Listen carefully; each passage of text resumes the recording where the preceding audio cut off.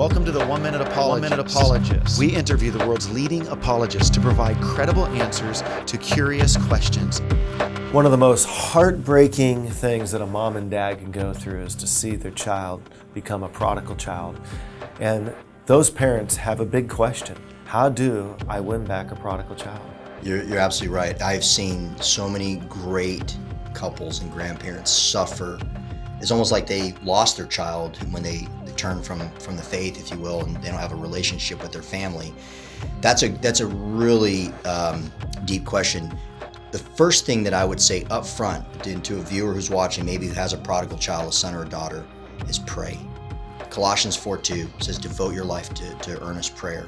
I think that's one of the best things you can do is daily. And I've talked to, and as I'm sure you have, Bobby, with many people, intercessors who are praying and devoted to that prodigal turning back, as we know the prodigal story in Luke 15.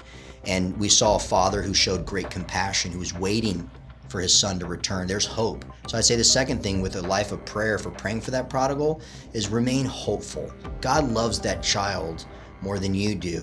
Thirdly, I would say is remain in a committed relationship with that prodigal as much as you can, to dialogue, to show love and grace.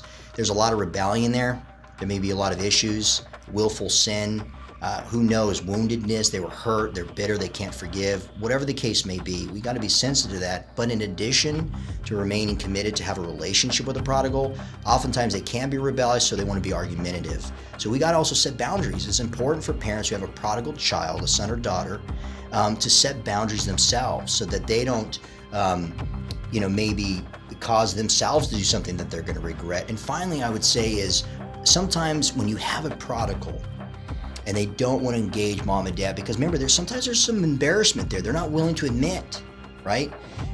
It's probably important to find somebody, a third party, an individual who's objective, somebody like you and me, or a spiritual aunt or uncle or grandfather figure, or a big brother, big sister, who can spend some time with this prodigal and eventually through that relationship help them get back to the Lord. So those are just, I would say, helpful tips for somebody who's maybe going through the process of trying to reach their prodigal child.